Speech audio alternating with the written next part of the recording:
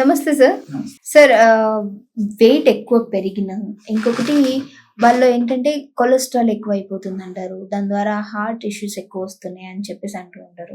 So, ఈ మధ్య కాలంలో నేను విన్నది కాశ్మీరీ వెల్లుల్లి.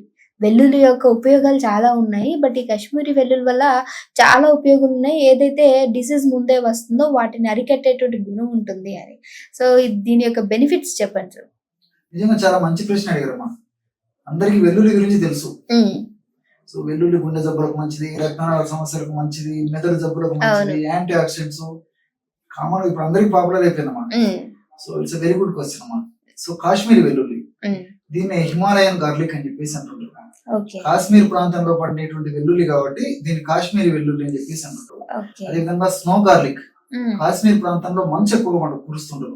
హ్మ్. సో మంచు ప్రాంతంలో కురిసే ప్రాంతంలో పెరిగేటువంటి గార్లిక్ వెల్లుల్లి కాబట్టి దీన్ని స్నో గార్లిక్ అనేటువంటి పేర్లతో పిలుస్తుంటారు హ్మ్. సర్వసాధారణంగా ఇది.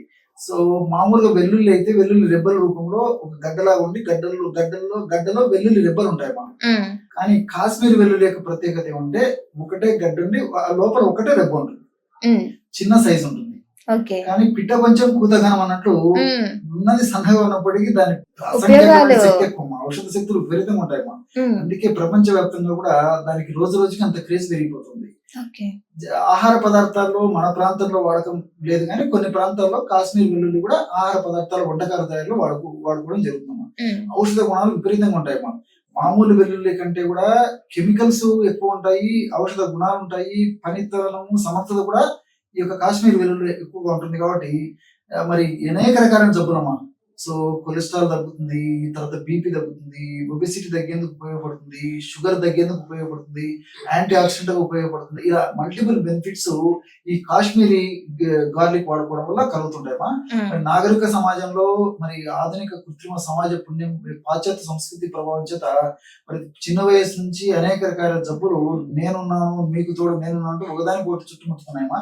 ఈ నేపథ్యంలో మరి కాశ్మీరీ గార్లిక్ ని రోజు వాడుకోవడం వల్ల అలాంటి జబ్బులు రాకుండా ఉంటాయి, వచ్చినటువంటి జబ్బులు త్వరగా తగ్గుతాయి, భవిష్యత్తులో ఇలాంటి జబ్బుల వల్ల ఉపద్రవాలు రాకుండా కూడా ఉంటాయమ్మా.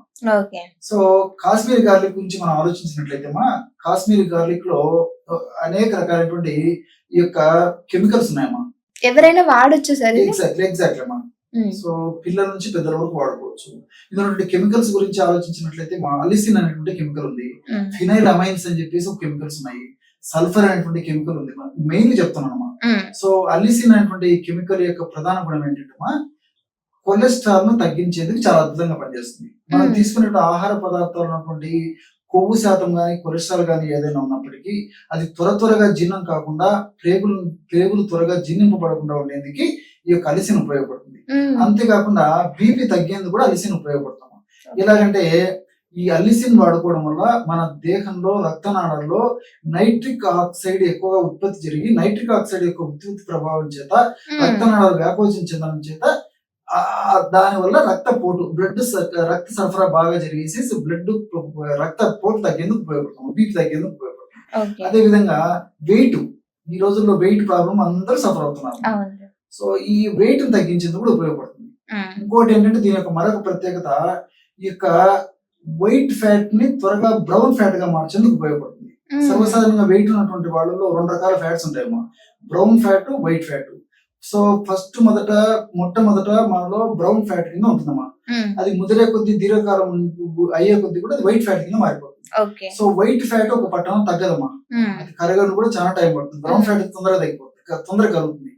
సో ఈ కాశ్మీరీ గార్లిక్ ఉన్నటువంటి అలిసిన్ అనేటువంటి రసాయన పదార్థము వైట్ ఫ్యాట్ ను బ్రౌన్ ఫ్యాట్ గా మారుస్తుంది. వెయిట్ త్వరగా తగ్గేందుకు ఉపయోగపడుతుంది.